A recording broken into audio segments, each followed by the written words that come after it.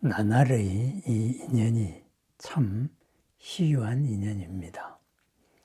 희유하다, 보기 드물다, 일찍이 있지 아니하였다. 그런 거죠. 우리의 이 큰 인연으로 이제 나날의 삶을 살아갑니다. 그리고 큰 인연 속에서 모든 부처님과 함께 또 생활의 지혜를 한번 찾아봅니다. 우리 불법의 목적은 뭐 거창한 게 아니죠. 아주 심플합니다. 뭐냐? 이고등락이죠. 그죠? 고를 여의고 즐거움을 얻는다. 평안함을 얻는다. 그래서 있는 그 자리의 평안, 또 있는 그 자리에서의 순간순간의 이제 평안, 행복, 이것이 이제 불법의 목적입니다. 영원한 평안, 이게 목적이죠. 그죠? 우리가 뭐 이제 금생에 이렇게도 살고 또 환경이 다르면은 저렇게도 살고, 그런데 우리가 살아가는 이 환경이라는 게, 그죠? 항상 우리는 무엇이 이것에 대해 가지고 생각을 하는데, 사실은 제일 중요한 거는 어떻게입니다. 어떻게, 그죠? 무엇이 되느냐. 제가 흔히 비유를 잘 드는 걸로, 그죠? 뭐 딸이 왕후가 되면 좋지요. 임금의 부위가 되고 임금을 사위로 맞으면 얼마나 좋겠습니까? 그죠? 그런데 그게 좋은 걸까요? 그렇지도 않죠. 어떤 왕비가 되느냐, 그죠? 사랑받는 왕비가 되느냐, 그게 중요하죠. 또 사랑받는 왕비더라도, 그죠? 처가에 어떻게 할 것이냐, 사위로서 어떤 도리를 할 것이냐, 이게 중요하지요. 조선을 개국하는데 공신이었던 태종의 처가, 그죠? 태종에 의해 가지고 그냥 삼족이 멸족당했지요. 왜? 세종한테 안정적인 정권을 물려주기 위해서 외척의 발언을 없앤다 하고, 뭐 국난 극복에, 그죠?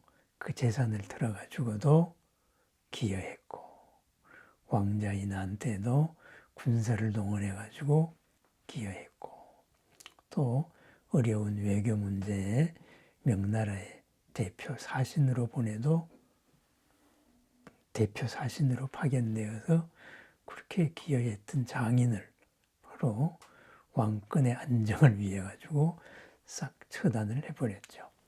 그렇습니다. 딸을 왕비로 보내지 않았더라면은 그 집은 그렇게 멸족당하지는 않았겠지요. 터무니없는 이유에 의해 가지고. 바로 그와 같습니다. 무엇이 중요한 게 아니라 어떻게가 중요하고, 어떻게라는 것은 하나의 조건 속에 있는 수많은 이 원인들 하나가 아니다 이거죠. 그래서 우리는 색즉시공, 보이는 게 아니다 이렇게 말합니다. 그 색즉시공에서 바로 어떻게 무엇을 드러내느냐. 그러다가 보니 우리는 하나의 이름에 붙일 수 있는 이름이 무수하게 많지요. 그래서 모든 이름은 임시로 붙인 이름이다, 이렇게도 이야기합니다. 그렇게 해서 결국은 이 자리에서 최고의 공덕을 만들어내느냐, 그것이 중요하다 이거죠. 그래서 우리가 하나라고 생각했을 때에는 하나에 매몰돼 가지고 큰일 날 것 같이 보여요. 그런데 아무리 어려운 일도, 안 되는 일도 선생님한테 보이면은 못 푸는 문제가 다 풀리고, 왜? 문제를 만든 사람이지요. 또 아무리 힘든 상황도 전문가한테 보이면은, 그죠? 전문가의 눈에 의해서는 쉽게 풀리죠. 그죠? 또 망해가던 회사도 경영자를 바꾸면은, 그죠? 새로운 관점에서 완전히 열리기도 하고, 그렇게 해서 이제 적자에서 흑자로 바뀐 경우도 많고, 바로 그와 같습니다. 어떻게가 항상 문제입니다. 그래서 어떻게 생각할 것이냐, 여기에서 우리 부처님은 연기법을 이야기하죠. 정견이라는 게 뭐냐, 어떻게 생각하느냐, 연기로 생각하는 것이다. 인연생기, 인과 연이 합쳐져서 일어난 것이다. 그렇습니다. 내가 그 이름을 붙이는 순간에 그거는 그게 돼버리는 겁니다. 그렇지만은 내가 새 이름을 붙이면은 그것은 새 이름으로 나아가는 그러한 시작이 된 겁니다. 그래서 우리는 이제 뭐 살다가 보면은 지금까지 내가 붙인 이름, 내 업이 붙였지요. 남이 붙인 이름, 그냥 그렇게 부르는 거지요. 그것에 휘둘려 살다가 그러지 마라. 연기적으로 있는 그대로 봐라. 이것이 절망이 아니다. 희망이 아니다. 이렇게 말합니다. 뭐 정년기가 되면은 결혼을 하고 싶다. 그러면 결혼해야지요. 그러면은 좋은 짝을 만나게 해주세요. 이렇게 기도를 하기도 하죠. 또 아이를 얻는다. 이러면은 이제 아이를 얻게 되면 태교를 한다 그러지요. 그런데 아이를 얻은 다음에 태교를 하는 게 좋을까요? 아니면 아이가 생기기 전에 태교하는 게 좋을까요? 마찬가지입니다. 결혼을 한다. 짝을 찾고 싶다. 그죠? 그럼 짝을 찾고 싶다는 게 아니고 어떤 짝을 찾고 싶다. 근데 왜 어떤 짝을 찾고 싶을까요? 내가 어떤 삶을 원하고 있는가. 바로 연기적으로 우리가 생각해 봐야 합니다. 그렇습니다. 그러면은 왜 내가 어떤 삶을 원하느냐. 지금 삶과 다른 지금 삶에서 뭔가 모자란 이런 것을 찾고 싶다. 그렇습니다. 모든 것은 나로부터 시작합니다. 지금 여기에서부터 시작한다 이거죠. 내가 짝을 찾고 싶은 것은 지금 이 삶에 부족함이 있기 때문이지요. 그리고 원하는 바가 있기 때문에 그렇습니다. 그러면은 그 원하는 바가 뭐냐? 그것을 구체적으로, 연기적으로 한번 생각을 해봅니다. 이런 남자를 만나면은 나는 이런 아내가 되고 싶다. 이런 여자를 만나면은 나는 이런 남편이 되고 싶다. 그죠? 여기에 대한 나의 방향, 욕구가, 욕망이 뚜렷해야죠. 그것이 발원이 뚜렷한 겁니다. 그래서 법장병도 이제 원을 세우기 전에 세자제왕 부처님을 따라서 수많은 불국토를 구경을 한 다음에 원을 세웠죠. 48원을 그랬습니다. 결혼을 하고 싶다. 이것이 문제가 아닙니다. 그죠? 내가 어떤 삶을 어떻게 살고 싶다. 그러기 위해서 나는 이런 준비가, 마음의 준비가 되어 있다. 그러면은 이런 준비가 된 사람을 만나고 싶다. 내가 무엇을 원할 때에는 이미 내 마음 속에 인이 갖춰져 있어야 됩니다. 바꾸고 말하면 뭐예요? 내가 원하는 사람이 반은 내가 되어 있어야 된다. 그랬을 때 나머지 반을 만나게 되는 거죠. 그래서 그러면은 기도를 시작합니다. 그래서 나는 이런 것을 바라고 이런 준비가 되었으므로 이렇게 만나서 이러한 삶을 이루고 싶습니다. 이러한 행복을 이루고 싶습니다. 이것이 바로 짝을 찾는 기도의 출발입니다. 그런데 그냥 무엇이 이거 하나로서 그냥 남자를 또는 여자를, 이쁜 여자를, 능력 있는 남자를 나한테 갖다 주세요. 이렇게 기도한다면은 뭔가가 어긋나는 거지요. 그죠? 설령 그렇게 이루어진다 하더라도 그 다음에는 어떻게 될까요? 세상의 모든 부부가 다 행복한가요? 그렇지는 않지요. 그죠? 어떻게 사느냐 이 문제죠. 방향이 뚜렷하지 않기 때문에 서로의 업이 튀어나오다가 보면은 바로 헤어집니다. 전에는 3분의 1이 헤어진다 그랬죠. 3년 안에. 지금은 한 20%가량이 헤어진다. 이렇게 이야기를 하대요. 결혼이 그만큼 줄어들어서도 그렇고 바로 그와 같습니다. 만나서 헤어지면은 만나기 전보다도 더 나쁜 경우가 많습니다. 그죠? 나쁜 상황인 경우가 많다 이거죠. 그래서 항상 어떻게가 중요합니다. 그럼 뭐예요? 바로 나로부터 비롯한다. 그래서 거기까지는 맞았어요. 그런데 나로부터 비롯하는데 문제는 내가 나의 욕구나 나의 앞으로 변신할 지금 나에서 다른 나로 바뀔 준비가 안 됐을 때 이 연이 못 찾아온 거죠. 그런데 그걸 그러지 않고 내가 이런데 뭘 이래 버리면은 포기를 해버리면은 지금 나로 규정을 하면 어떻게 되나요? 그러면은 그것이 무덤덤한 거. 그죠? 남들은 저렇게 사는데 나는 이렇게밖에 못 사는구나. 우울증, 뭐 이런 것도 될 수가 있죠. 그죠? 이렇게 뭔가의 늪에 빠져버리는 거죠. 그것을 부처님은 무아, 그렇지 않다. 이렇게 말하죠. 아이를 원할 때도 똑같이 저도 그렇게 이야기 드립니다. 인연이 찾아오려면은 내가 준비가 되어 있어야죠. 그죠? 그래서 아이를 부르는 생각을 먼저 해야죠. 나는 이러이러한, 그죠? 이러이러한 엄마가 되고 싶다. 이러이러한 아빠가 되고 싶다. 그래서 이러이러한 아이가 있어지면 내가 함께 이러이러하게 키우겠다. 그러면서 함께 행복하겠다. 그렇습니다. 아이를 원하기 전에 이미 엄마 아빠가 돼 있어야지요.